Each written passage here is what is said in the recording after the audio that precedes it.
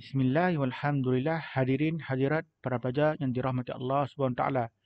Kitab yang terakhir dalam kategori Sunan As-Sittah iaitu Sunan Ibn Majah yang ditulis oleh Al-Imam Ibn Majah.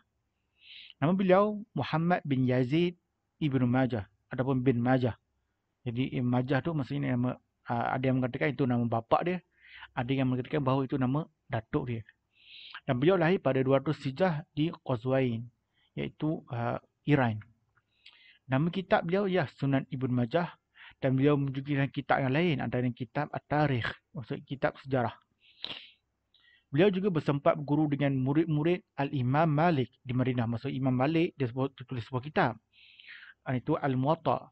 Namun begitu dia tak sempat jumpa Imam Malik, tapi dia sempat berjumpa dengan anak-anak murid Al-Imam Malik yang berada di Madinah. Anak murid dia ramai, tapi dia berada sempat berguru yang berada di Madinah. Dan beliau wafat pada bulan Ramadan 273 Hijrah.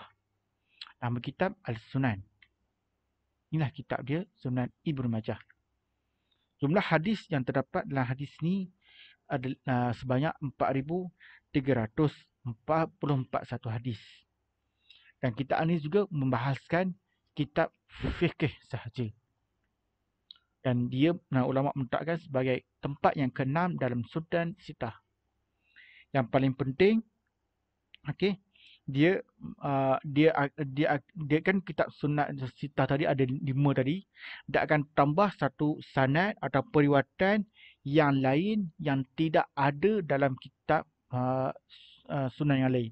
Bermaksud para pelajar dia membaca Sahih Bukhari, membaca Sahih Muslim, membaca Sunan Abi Daud, Sunan Nasa'i, Sunan At-Tirmizi dan sebagainya, dan dia tambahkan ada perawi yang lain terletak dalam Sunan Ibn Majah. Okay. Tujuan dia apa? Untuk menambahkan kefahaman terhadap suatu huraian hadis. Bila banyak hadis yang dikumpulkan, ini tujuan dia. Sebab tu para pelajar yang dirahmati Allah SWT, setiap ulama ni dia ada manhajnya. Setiap ulama ni dia ada metodologinya dan meletakkan syarat-syarat yang tersendiri. Dan akhir sekali sebelum saya menutup perbahasan ini, antara kitab lain disebut kitab Al-Muwatta yang ditulis Al-Imam Malik. Mengapakah beliau tak meletakkan, ulama tak meletakkan kitab Muwatta dalam kitab Sunan Sittah? Kerana Ibn Majah ni banyak dalam kitab Muwatta tu ada dalam Ibn Majah. Kerana para ulama mengatakan dalam Sunan Ibn Majah ni terdapat hadis yang sahih, ada hadis yang dhaif, bahkan adanya hadis palsu. Sehingga para ulama mengatakan terdapat 34 hingga ke 39 hadis yang palsu. Namun begitu, ulama masih meletakkan Sunan Ibn Majah ni dalam Sunan As-Sittah berbanding Sunan kitab Muwatta, iaitu yang tulis oleh Al-Imam Malik.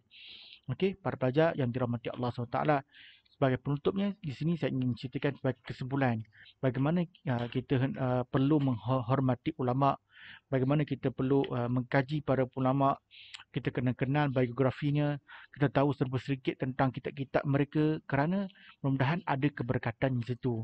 Dan kalau kita berkemampuan kita beli kitab-kitab mereka.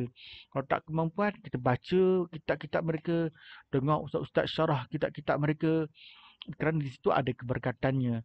Kalau kita perhatikan mengapa kitab-kitab ni ada sampai ke zaman sekarang, sedangkan sekarang 1400 Hijrah, lebih kurang 1200 Hijrah, tapi kitab ni masih ada di sini. Ini nak bagi tahu keberkatan ulama. Allah mengangkat darjat ulama. Sebab Allah sebut yarfa'illahu allazina amanu minkum wallazina utul ilma darajat. Allah mengangkat orang yang menuntut ilmu. Allah mengangkat orang yang berusaha mencari ilmu. Namun begitu, kesungguhan, keikhlasan setiap para ulama ini berada semuanya dalam pengetahuan Allah SWT. Sebab tu para pelajar yang dirahmati Allah SWT, pentingnya kita menuntut ilmu, pentingnya kita menghormati ilmu, pentingnya kita membaca.